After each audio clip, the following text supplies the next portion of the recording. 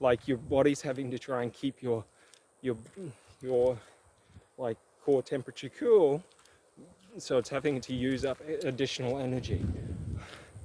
So like it's really cool because it just means you get additional benefits from any workouts. Woo! It's so fun. I do this other form of pain training, which is walking on dirt roads and rocks barefoot, and it's like, even with the weight on my back, it's like, it's sort of like, yeah, it sucks at times when you get a bad rock, but like it's pretty chill. And that's the funny thing, is that like if you just consider things as being positive, then like you can be happy about it. You know what I mean?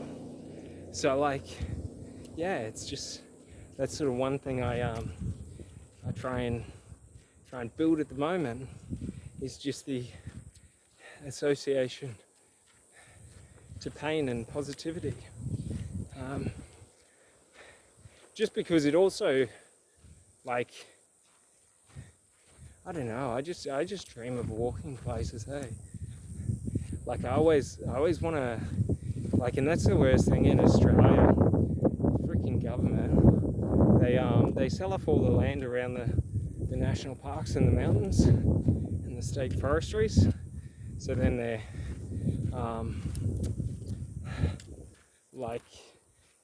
basically the land around the national park is all private property, and a lot of them don't let you go in there. So like, yeah, there's so many mountains that I dream of climbing to the top and just seeing what it looks like from up there. You know, sometimes I walk through like national park and stuff like that, and when I'm driving through like the country, and you just think, you know, like 100 years ago, what would it look like? You know, what would it look like, you know, hundreds of years ago?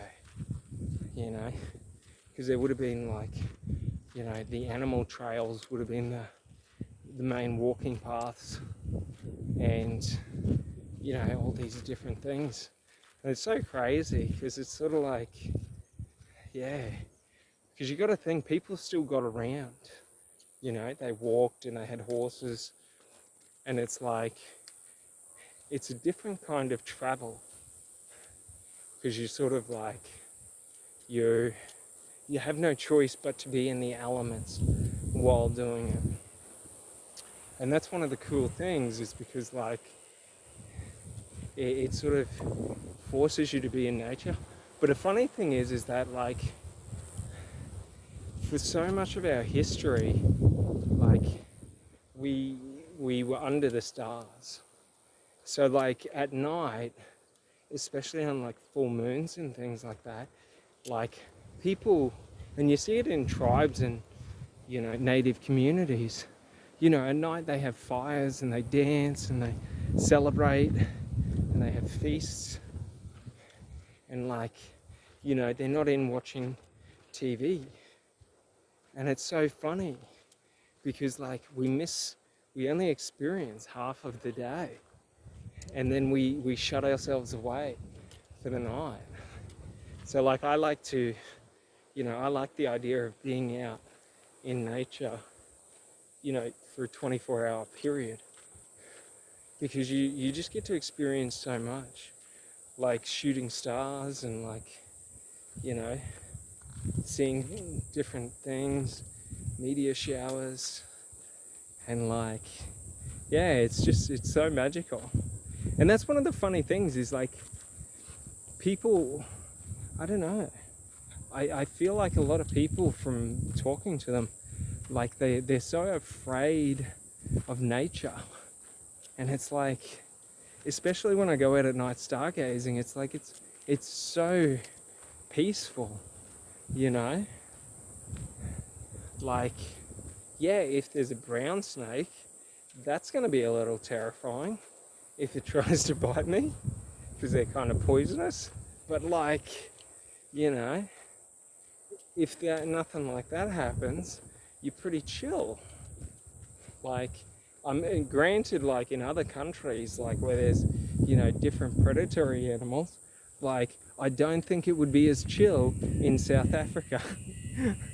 Like you'd be out there like stargazing, and there'd be a lion or something, like some of the big cat, like coming after you, because they're nocturnal hunters, I'm pretty sure. But like, that's one of the things. It's like, yeah, in those places you wouldn't really want to be outside the village. But it's so funny how different forms of culture, especially in society, have shifted our fundamental beliefs and traditions of society. Like, you got to think, like 100 years ago, there wasn't really swimming pools. So the only places you could swim on a hot day were the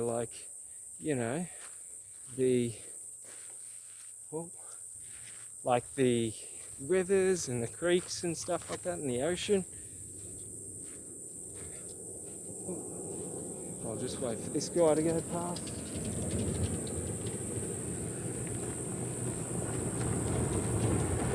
Hey mate. It's always so funny because like these days people aren't used to hikers, like especially here in central Queensland, like because it's so hot, like traditionally people don't really hike, which is so like I think it's crazy because you miss out on so much fun. But like, man, it's so funny because people always ask me if I'm all right, and I'm like, yeah bro, can't you see the backpack? Like I've got water for days, food for days, emergency supplies, fire starter supplies, like wow, whoopah. And like, yeah, it's always so funny like that. Like, it's so nice of them, but like, yeah, it's just so funny to see how society has gone. Ooh, this goddamn thing.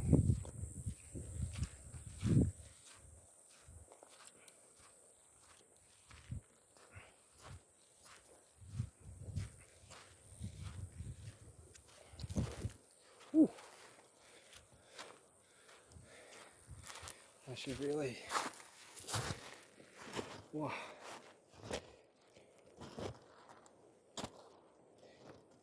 Tie my shoes into my waist strap. That way I don't have to carry them all the time.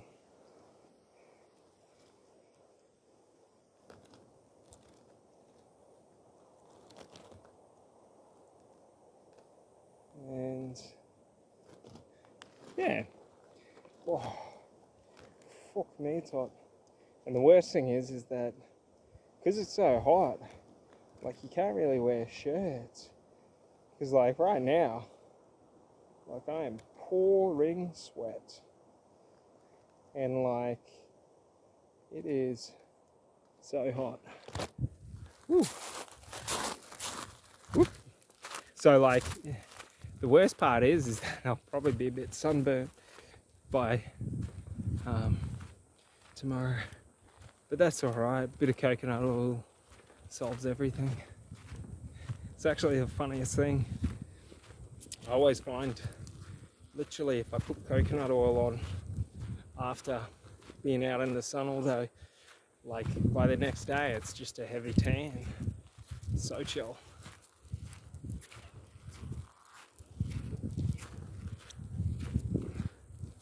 Oh. But it's like, man, it's awesome to be out. And like, I don't know, it's just, you're grounding yourself in the earth. The smells, your senses are having to go, like there's different sounds. Like, yeah, it's like, so, I find it so relaxing. And it's sort of like, you're sort of out doing something, like it's sort of just walk forward. But the best part is, and what I always say with walking, and what I love about hiking is, when you get bored, all you do is turn around and go back. So as soon as you're sort of like done for the day, you know, you can either park up or you can turn around, which is pretty chill. I really think, yeah, I really want to hike in New Zealand as well. Like there's like this Snowy Mountains trail. I reckon that would be so cool. Lord of the Rings had the most beautiful scenery in it. That's what I love, is especially in movies when they have really amazing scenery and dramatic scenes and stuff like that, where it's just like, man, yeah, like Canada's a place I'd love to go, or the Rocky Mountains, because like it's like, man, it would just go so it just looks so sick. Like the scenery and the backdrops would just be like so good. But that's what I mean, like there's so many places like Afghanistan, Iran, like they would have like the most beautiful terrain. Man, they have like, yeah, it's wild. Like there's so much of the world that like personally like I want to see, and like, yeah, like I just want to see what it's like there, and experience like the climate and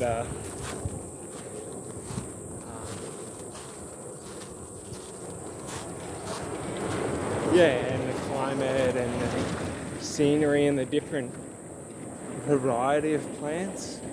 Like, I don't think I'd ever go to the Amazon jungle. Fuck that.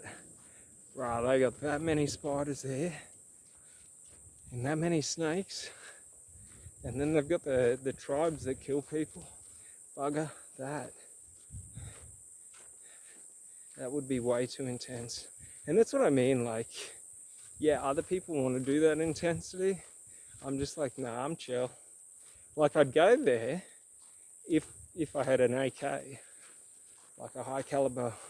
Well, I probably wouldn't even go that. I'd go like a 308 or something like that, or a high caliber rifle, because like, yeah, too many things there that can kill you.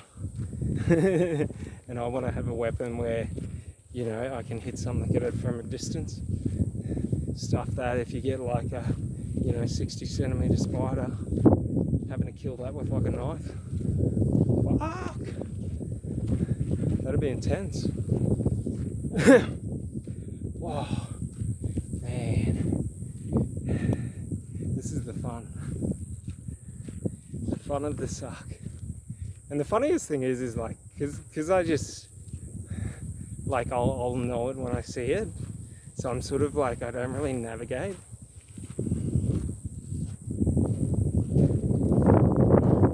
In the terms of like, if I stay on this road, eventually I'll reach the destination. So like, yeah, it's always so fun, because like, especially with pack marching, you don't really know what speed you're going unless you're like, you know, like intentionally maintaining a speed. But like whenever I'm doing it, like I'm just walking. So like, yeah, I don't really check the time, or like you sort of just get disassociated from everything. And like, it's so peaceful.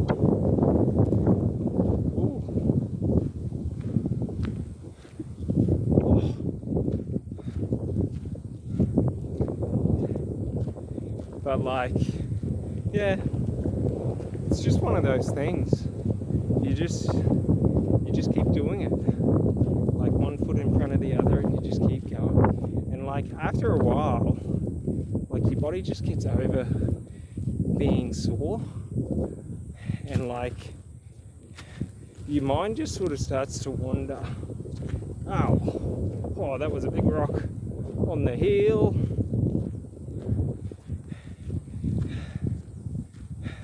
But it's so taxing. And that wind, it's so nice. But like, it's the worst with the microphone.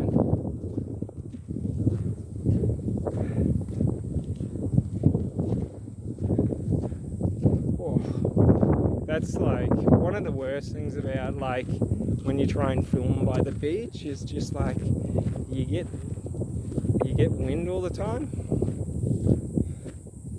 and like it just kind of sucks when you gotta walk into it. But like, I don't know, I don't really care too much about the audio. Like, you just cut that audio part out when there's wind and stuff like that. Oh, whew. Oh. It's so funny, I was out this morning and I was walking on rocks and I got some, because like the thing is like you're not, like when you walk barefoot on rocks, like when you intentionally do it, your brain is, or your subconscious is sort of like a lot more alert, so it's using more, it forces your body to use more muscles. Oh, I thought I heard a car. It forces your body to use more muscles to soften your steps. So it's really good for your knees and stuff like that. That's why I like walking barefoot. And yeah, no, it's not too bad. It just sucks when you got bruises on your feet and you hit them. It's like, woo, tanda. And like, yeah, no. Oh. It's sort of like, it's like at that point now that it's not painful, it's that fatigued feeling. So like if you've ever done like I don't know, trap raises or something like that, you gotta hold it. It's sort of like, but because it's strapped on, like it's being held, but it's at that, and it's like that. No, I wouldn't say extreme exertion, but it's sort of like when you're utilizing a muscle a lot, and it starts to get fatigued and full of lactic acid. And the funniest thing is like there's nowhere for it to go, the backpack. So it's sort of like all you have to do is not worry about it. But it's like, it's a weirdly uncomfortable feeling, because it's sort of that feeling of like your muscle's so fatigued and it can't lift no more, because it's not getting any respite, because the weight doesn't go down. So it's sort of like it just forces your body to like relax your shoulders, to have a break, and then to reassert them to, you know, take the load more comfortably. And that's all it is you're just teaching yourself good posture at a, not I wouldn't say an extreme level, like it'd be far more extreme in the military, but essentially, you know, it's very similar to theirs.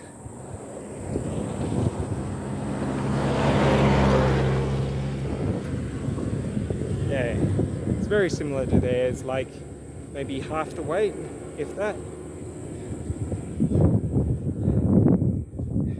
But it's also good because, like, if you're in a situation where you do need to carry a lot over a long period of time, you know, you're exposed to it and you're used to it. So like, that's what I really like about it.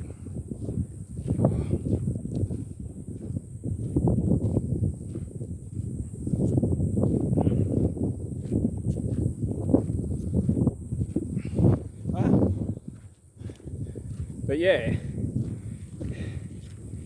and it's sort of like the fun part of the game of that I like of ruck marching is pack marching is it's the how do you keep yourself positive and in an upbeat mood, you know, because that's sort of like the distance is quite a while. So like 40 k's, we're talking maybe 6 to 7 hours of walking.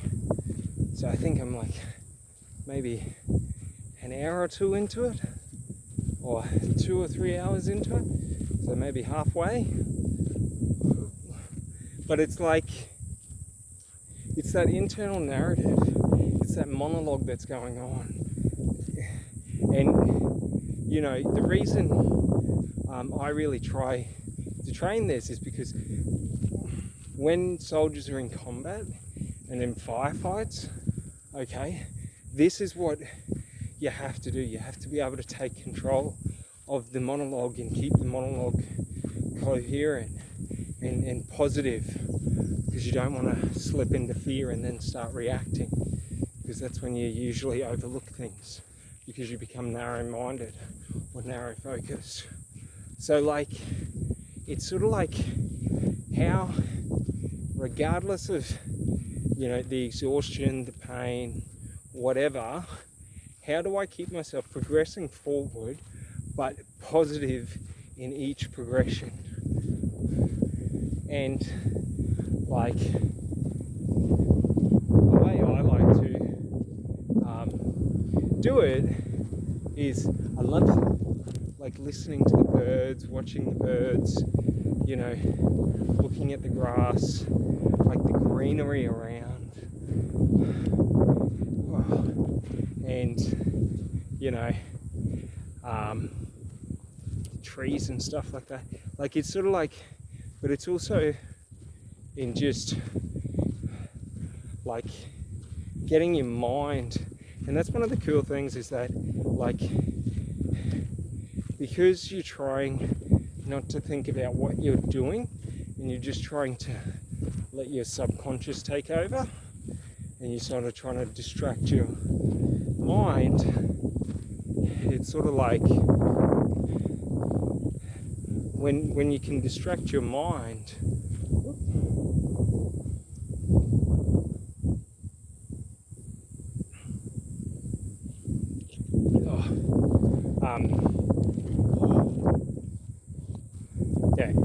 when you can distract your mind, what I always find happens is like you just stop assessing that data. And so what I like to do is I like to think about or ponder different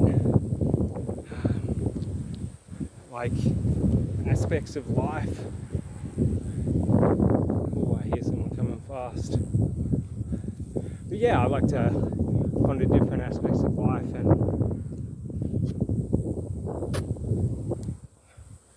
and really, oh, there he goes, and really just have these fun like thought things.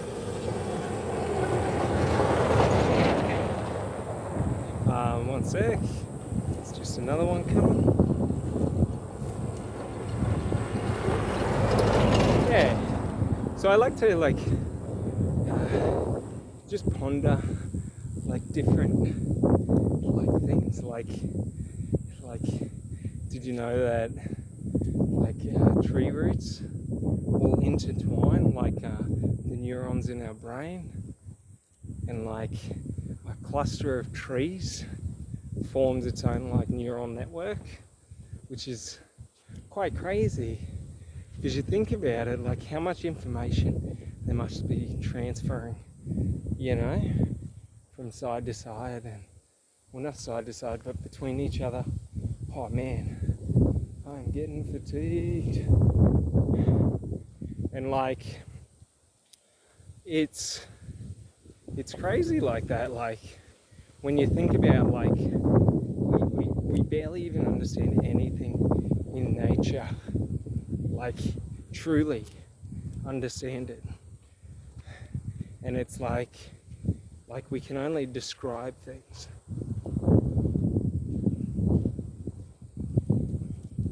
Like we can't,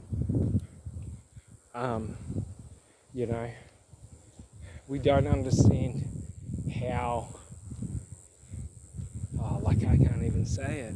But basically, like, we don't really even understand, like, the true purpose of trees. Like, what does a tree think its purpose is? You know what I mean? Like,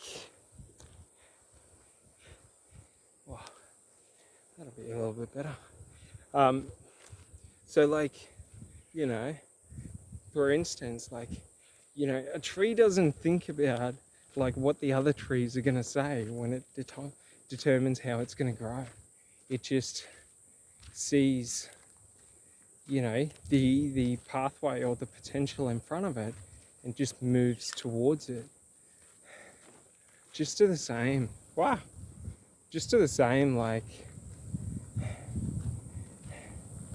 why do we dictate who we are based on other people?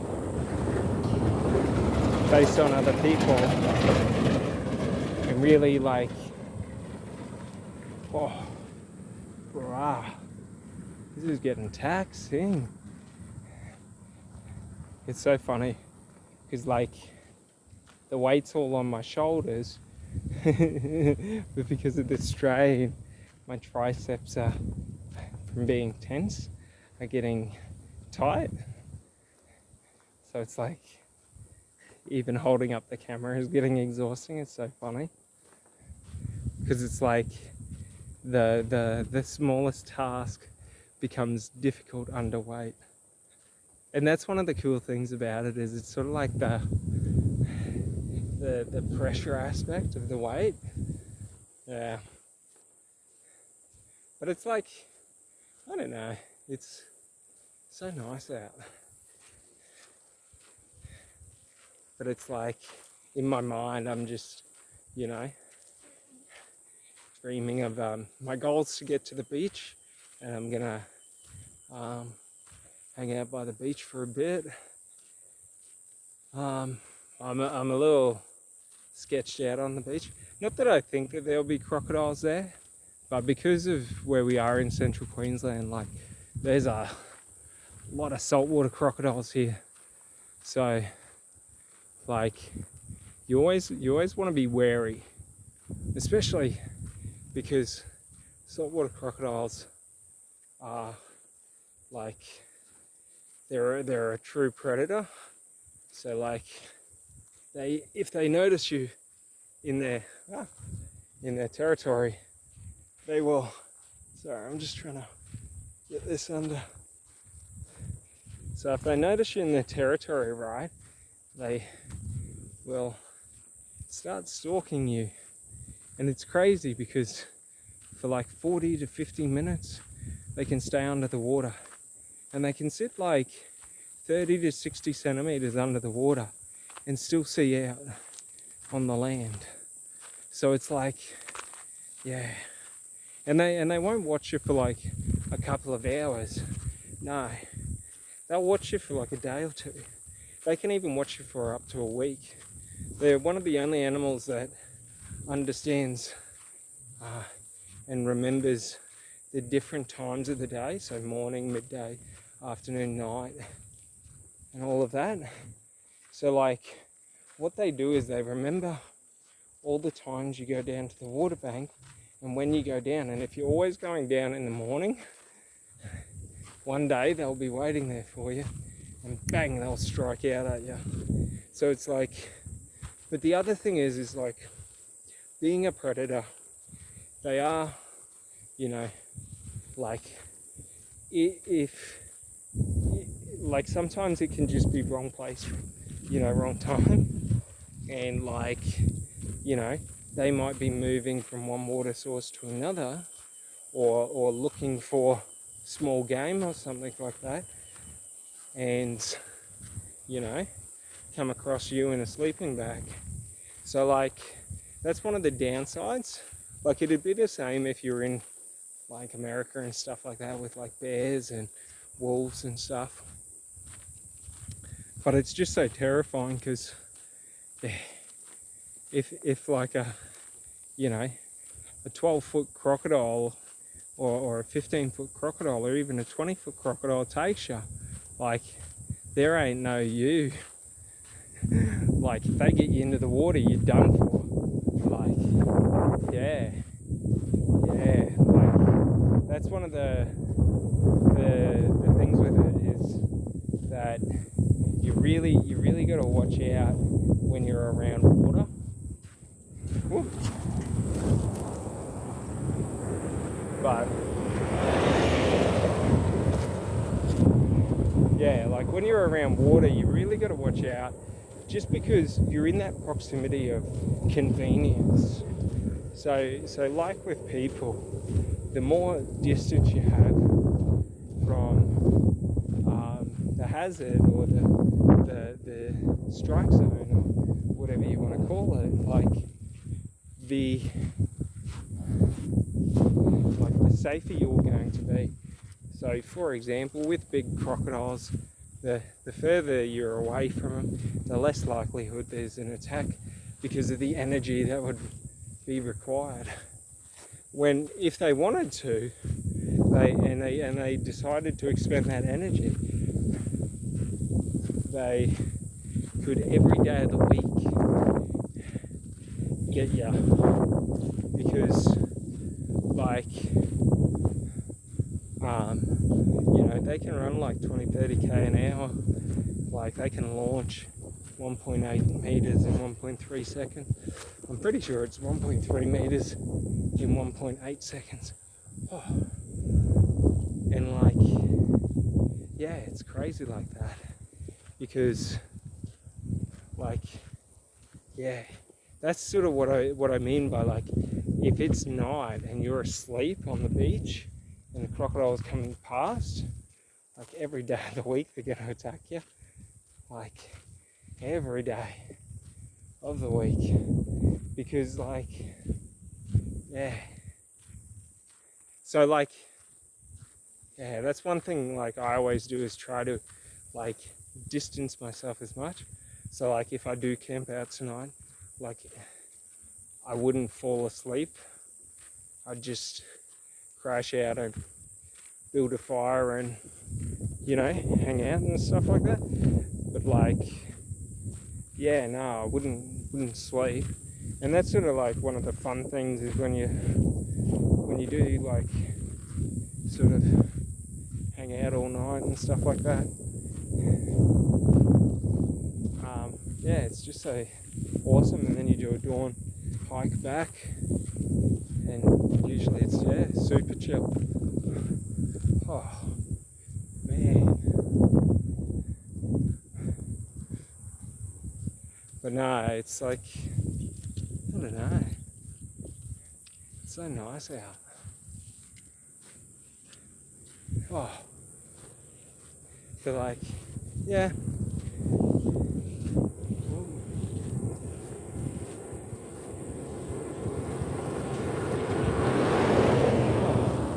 so many people because of school holidays.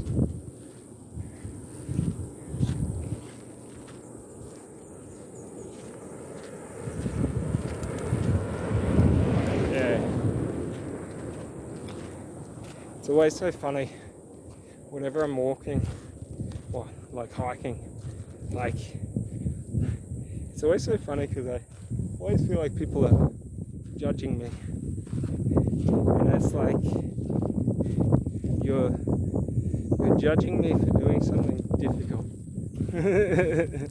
by choice while smiling. Like that's the thing. It's like I always love doing difficult things, but you got to be able to smile while you're doing it, because like if you just tell yourself that difficult is fun, then it just becomes fun.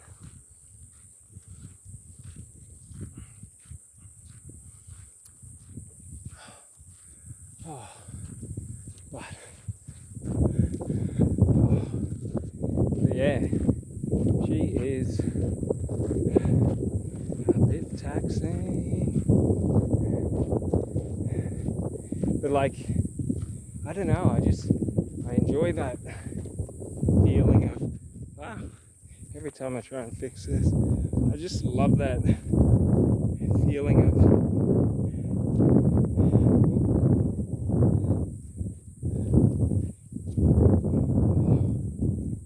there's that.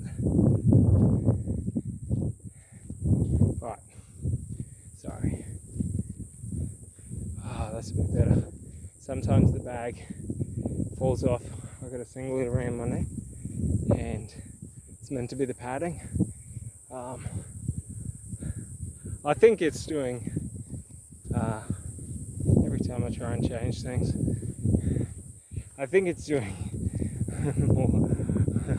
more strain than it's worth, but when I don't have the thing on my backpack, the singlet under the backpack strap, ooh-wee, she starts cutting away. It's like a sandpaper saw. Could you imagine trying to saw through someone with sandpaper? Mate, that would suck.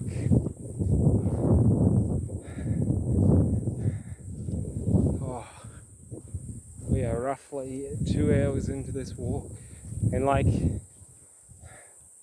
it's one of the fun things is like,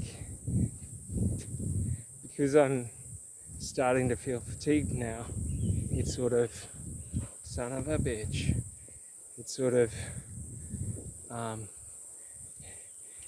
like a marathon. Ooh, where it's sorry, just getting my straps set.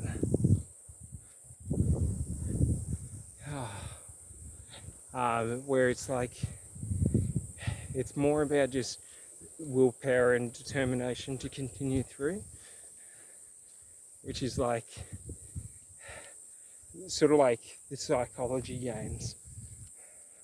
And that's one thing like that I always really like loved about long distance, is like, especially when you do like extreme long distance, like it's so relaxing, but then it's also like so mentally draining, because like you constantly want to take breaks or stop, but it's sort of like you just push through.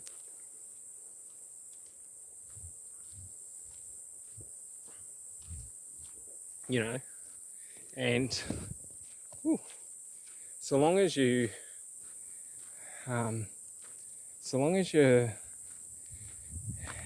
keep up the water and keep up the food, you know, you get your water and your fuel. God dang it. Oh man, I hate these selfie stick things. They're so goddamn annoying, because they're always so low quality, which sucks a little. But when in Rome, oh, but yeah, it's sort of just, mate, like, it's so funny because it's not difficult. It's just like in my mind, like it feels difficult. You know what I mean? Like when you give a good effort, you know. And that's the thing, is it's sort of like, where is your limit? Is your limit what others consider a good effort, or is your limit like where you physically can't go anymore? So it's sort of like, that's one of the awesome things I love about it, is it's, you know, your mind's telling you, like part of your mind's telling you like, you know, it's too much, it's too uncomfortable, and then it's just sort of like, you just keep going, and you sort of just like, you know, you'll forget about it for a while, and then your mind will remember and try and wake you back up. But there's nothing more satisfying than when you reach the end, taking off the weight. It's sort of like, you know, a big thing is like, if you're in the military and you're out on patrol, like your backpack is your survival. So it's everything that you need to survive for, 72 hours. So regardless, like if you get rid of stuff from the backpack, you lower your chances of or your chances of survivability. Ooh. So like better. So like that's the thing, is it's the mental game of, well, you need the the stuff, so it's sort of like the weight's not going anywhere. There's no if we could lower the weight,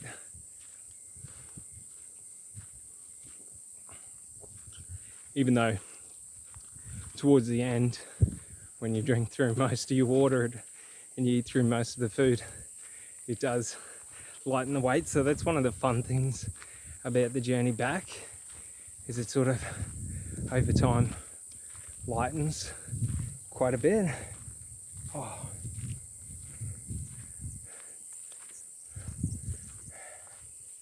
And it's sort of like,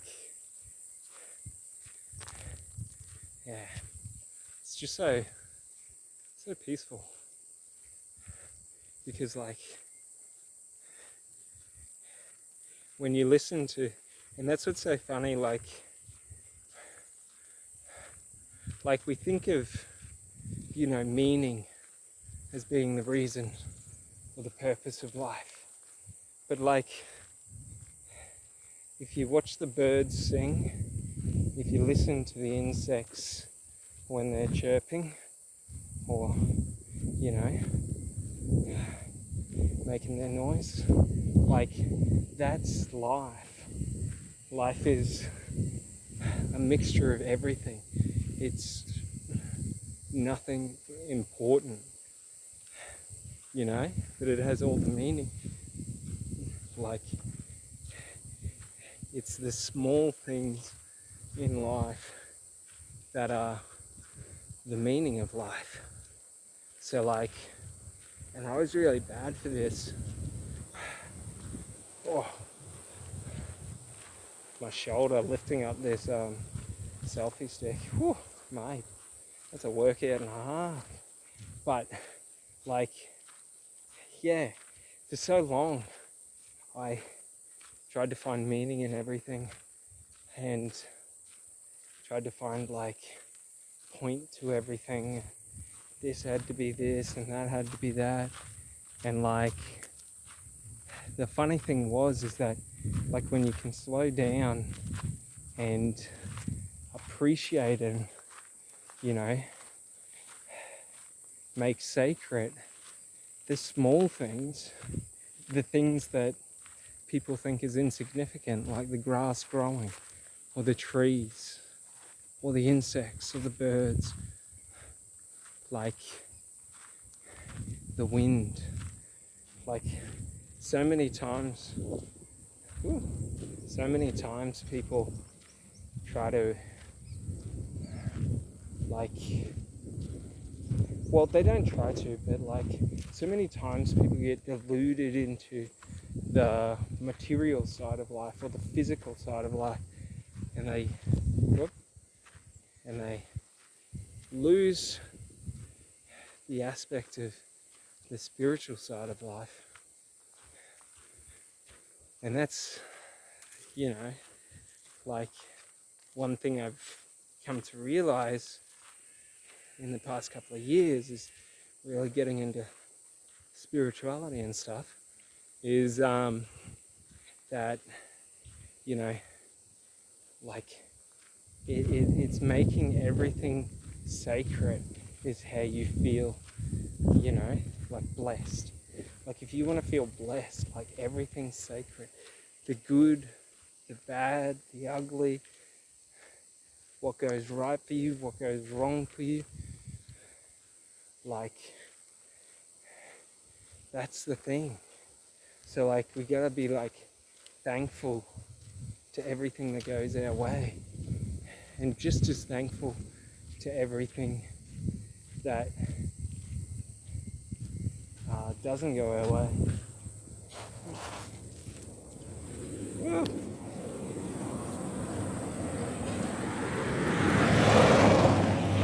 Woo. That's the fun thing about walking on the roads. It's, yeah, you gotta listen out for cars, otherwise bye-bye. But it's like, yeah, if you want to feel blessed in every day, then you gotta make sacred every moment, you know what I mean? And it's a funny thing because like it doesn't sound like right, like if you focus on the negative, but like making sacred and being grateful isn't focusing. It's sort of like a funny thing about like, and what I realized with letting things go, one sec.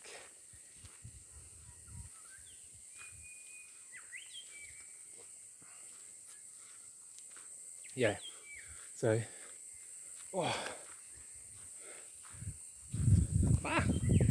what I realized, yeah, with letting things go is when we let things go, we're not actually losing anything. So like if I let go of my want and need to drink alcohol, I'm not actually losing anything, I'm giving it away. So I should be grateful to give that to someone who wants it. I don't need it anymore. Just to the same with people. When we have to let people go, we're not, we're not letting, like losing that person out of our life. No, we're giving them away so that they can continue on their life in a different path than us. So we're giving them the freedom. And it's sort of like a liberating thing. So it's like, yeah, it's a funny thing I realized when I was thinking about like loss and all of that. And like, yeah, it's sort of like we should celebrate it. So like, if we think like that, like letting go is not loss, but it's giving away. When we let go to life and die, we give away our life so that, new energy can form. So we're giving away our body so that we can transcend into an energetic sort of state of being. Now, that doesn't mean that this identity of self, of who I am, gets to go along, but the core consciousness that makes up my being, that people think of as a soul, is what goes on. It goes back to the universal life energy force, to the collective consciousness that is all around us in every moment. We call it life.